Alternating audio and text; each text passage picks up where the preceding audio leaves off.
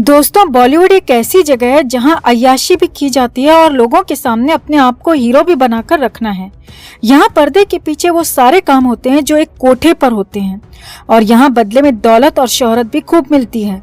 यही कारण है कि लोग यहाँ अपना करियर बनाने के लिए उतावले रहते हैं। बॉलीवुड सिर्फ देश के युवाओं के लिए ही नहीं बल्कि विदेशी लोगों के लिए भी एक अट्रैक्टिव कैरियर जोन है। और विदेशी सिर्फ लड़कियां मेल एक्ट्रेस में इतनी ज्यादा दिलचस्पी नहीं होती है कि वो यहाँ पर करियर बनाने के लिए आए, लेकिन लड़कियां तो जो यहाँ पर आ जाती हैं वो यहीं की होकर रह जाती हैं, भले ही वो काम करें या ना करें। आज हम जिस इंसान की बात करेंगे ये भी एक विदेशी भुट्टा है और साल 2012 से ही इंडिया में रह रही है। इसे कलाकार कहें, एक्ट्रेस कहें या मिस्ट्रेस, ये हमारी समझ से परे है। मतलब ये जो भी हैं इनका नाम है लूलिया वंतूर। हाँ जी, Iulia Vantur Panvel farm house वाली। लूलिया वंतूर ने 1-2 सॉन्ग्स को छोड़कर या 4-6 प्रोजेक्ट्स को छोड़कर इंडिया में आकर अभी तक कोई काम नहीं किया है, लेकिन ये मैडम 2011-12 से ही इंडिया में रह रही है। न सिर्फ रह रही है बल्कि एक लग्जरी लाइफ जी रही है। लूलिया का जन्म हुआ था 24 जुलाई 1980 को रोमानिया में। लूलिया के पिता एक क्लब के मालिक थे और माँ इसकी वहाँ पर डांसर थी। दोनों को एक दूसरे से प्यार हुआ और दोनों ने शादी कर ली। लूलिया टोटल 4 बहनें और इनका एक भाई है, यानी कि ये टोटल 5 भाई बहन हैं। माँ बाप की शादी के 8-9 साल बाद ये 5 बच्चे हो गए थे और माँ बाप का उसके बाद तलाक हो गया। तलाक के बाद लूलिया की माँ को 5 बच्चों को अकेले पालना बहुत ज्यादा मुश्किल हो गया था। घर की हालत बहुत ज्यादा खराब हो गई थी और उम्र वैसी नहीं रही थी कि क्लब में फिर से डांस करती। लाइफ ऐसे ही चली मुश्किलों में। कुछ समय के बाद बड़ी बेटी थोड़ी जवान हुई तो पहले उसे क्लब में डांसर बनाया और फिर कुछ समय के बाद लूलिया की सबसे बड़ी वाली जो बहन थी उसने पॉर्न फिल्मों में काम करना शुरू कर दिया। लूलिया की बड़ी बहन पॉर्न इंडस्ट्री में आई तो दूसरी बहन ने भी वही करियर चुन लिया। इसके बाद परिवार की हालत थोड़ी सुधरने लगी। मतलब तब भी नहीं सुधरती तो कब सुधरती। लूलिया ने भी सिर्फ स्कूलिंग की और आगे की पढ़ाई नहीं कर पाई। सिर्फ 19 साल की छोटी सी एज में लूलिया ने रोमानिया में ही टीवी पर होस्ट के रूप में काम करना शुरू कर दिया था।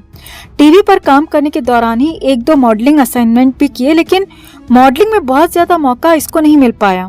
लूलिया ने टीवी पर ही ज्यादा काम किया है। साल 2008 में लूलिया ने फिल्मों में एंट्री ली। ये फिल्म के अंदर सेकंड फीमेल लीड एक्ट्रेस थी, लेकिन इसके काम को किसी ने नोटिस नहीं किया क्योंकि इसकी एक्टिंग वैसी नहीं थी जिस तरह की होनी चाहिए थी। लूलिया टीवी पर काम करते हुए खुश थी। उस समय लूलिया का अफेयर मारियस मोगा नाम के एक व्यक्ति से था। लूलिया और मारियस लिव इन में रहते थे तो मारियस एक म्यूजिशियन था। साल 2010 में सलमान खान डबलिन में फिल्म बॉडीगार्ड की शूटिंग कर रहा था। वहीं पर इन दोनों की मुलाकात हुई। मुलाकात होने के पीछे भी एक कहानी है। दरअसल जब भी कोई बॉलीवुड कलाकार विदेश जाता है तो ये लोग वहां पर जाकर विदेशी लड़कियों के साथ में अय्याशी करते हैं। पार्टी एस्कॉर्ट हो या मॉडल हो, ये वन नाइट स्टैंड के लिए उनको बुलाते हैं। चुलमान दादू ने भी कुछ लड़कियों को बुलाया हुआ था जो कि अपने आप को मॉडल्स बोलती थी और छोटी मोटी एक्ट्रेसेस थी और उन्हीं में लूलिया भी शामिल थी। चुल्लू दादू और लूलिया की वहां पर जान पहचान हुई और वहाँ चुल्लू दादू को हो सकता है लूलिया की सर्विस पसंद आई हो सकता है इसकी शक्ल पसंद आई हो सकता है दादू को इससे प्यार। नहीं, प्यार का तो सोचना भी मत। दादू के रिश्ते या बाकी बॉलीवुड जीव जंतुओं के रिश्ते प्यार मोहब्बत पर नहीं बल्कि जरूरत और बेस्ट सर्विस पर टिके होते हैं। चुलमान ने लूलिया को बॉलीवुड आने को बोला और कहा कि वो उसे फिल्मों में काम दिलवाएगा तो वो इंडिया आ सकती है। लेकिन लूलिया इंडिया आने से थोड़ा डर रही थी क्योंकि वो भले ही एक्ट्रेस थी, होस्ट थी या अमीर लोगों को टैक्सी में घुमाती भी थी, लेकिन वो सब रोमानिया के अंदर था या आसपास के छोटे देशों में था। और एक ऐसे देश में काम करने जाना जहां उसका दूर दूर तक कोई संबंध नहीं था, तो उसने दादू को तुरंत जवाब नहीं दिया। लूलिया इंडिया आने को लेकर बहुत ज्यादा कंफ्यूज थी और ये कंफ्यूजन दूर किया जैकलिन आंटी श्रीलंका वाली ने। कहते हैं जैकलिन ने लूलिया को इंडिया आने को तैयार किया। लूलिया इंडिया आने को रेडी तो हो गई थी, लेकिन अपने बॉयफ्रेंड मारियस मोगा के साथ। लूलिया और मारियस 2011-12 में इंडिया आ गए और जब ये दोनों आए थे तो एक साथ लिव इन में रहे।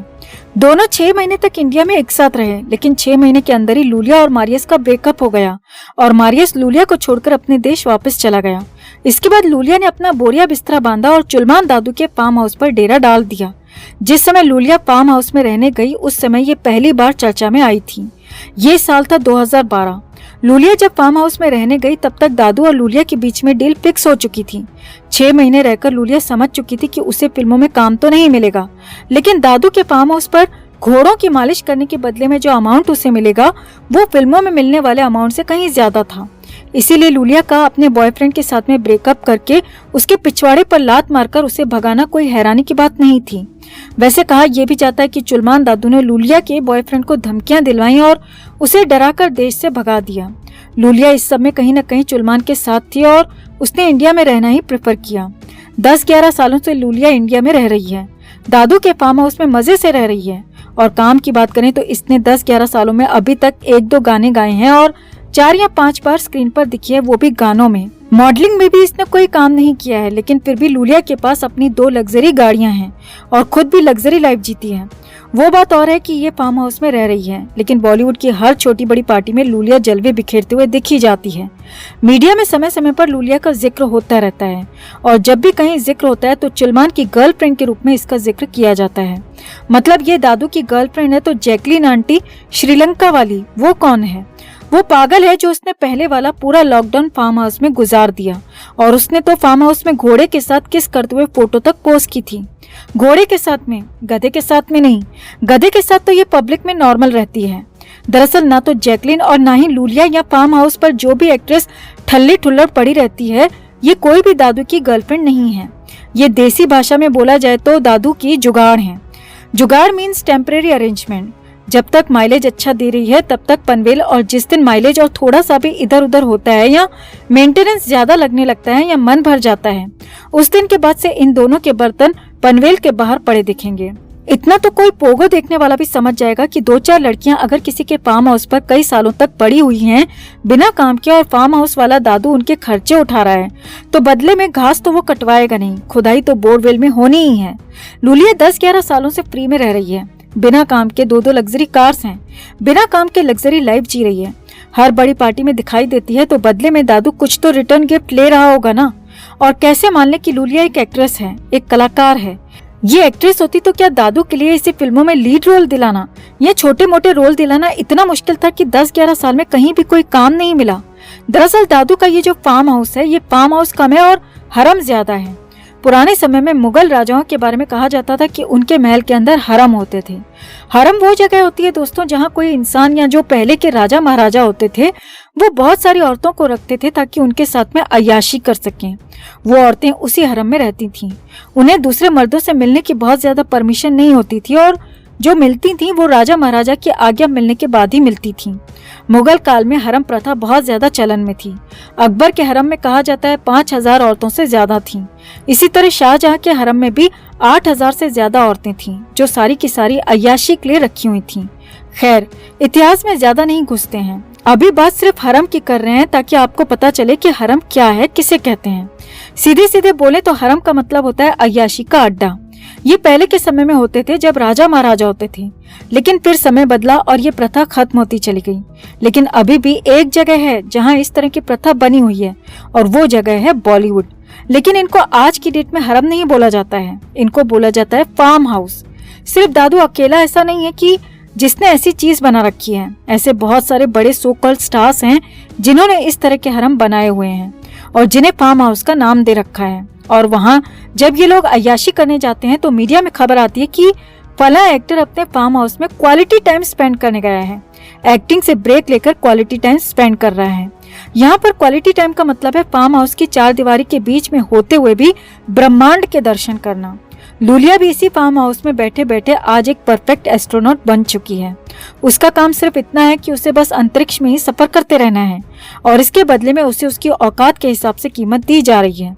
आने वाले समय में लूलिया कोई महंगा सा घर खरीद लेती है मुंबई के अंदर तो हैरान नहीं होना। मैडम 24 घंटे मेहनत करती हैं, वो भी बिना किसी छुट्टी के। अपना पर्स पूरा करने के लिए इतनी टफ जॉब -40 डिग्री में खड़े आर्मी वालों की भी नहीं होती है जितनी ये बेचारी, ये मेहनती लूलिया करती है। लूलिया के इसी हार्ड वर्क और डेडिकेशन ने इसे 10-11 सालों से फार्म हाउस का नंबर 1 ई-रिक्शा बना रखा है जो बस सवारी ढोने के ही काम में लगा रहता है। बच्ची बहुत हार्ड वर्किंग है, ठुल्लड़ नहीं समझना इसको। लूलिया, जैकलीन या इनके जैसी जितनी भी टैक्सी यहाँ फार्म हाउस में पार्क्ड हैं, ये किसी भी बंधन से मुक्त हैं। मतलब ये बाहरी सवारी को भी शहर घुमाने के लिए पूरी तरह से आजाद हैं। अभी आप लोगों ने खबर भी पढ़ी होगी कि कुछ समय पहले जैकलीन सुकेश चंद्रशेखर को राइड करा रही थी, वो भी जेल के अंदर जाकर। और उससे पहले भी, जबकि जैकलीन का एक टायर उस समय पनवेल फार्म हाउस में दादू के पास में पार्क था। सेम वैसे ही लूलिया भी है, लेकिन लूलिया की खबरें मीडिया में बाहर नहीं आ पाती हैं क्योंकि ये इतनी फेमस नहीं है जितनी कि जैकलीन आंटी हैं।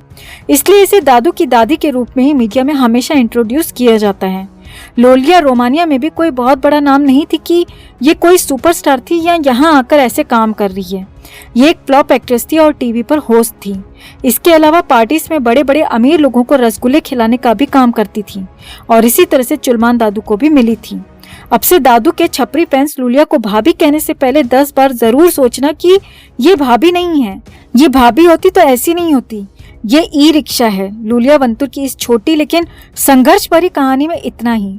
लूलिया ने भारत में आकर जिस तरह का संघर्ष किया और जिस साहस से ये मुकाम हासिल किया, ये भविष्य में ढेरों विदेशी रसगुल्लों के लिए एक इंस्पिरेशन का काम करेगा।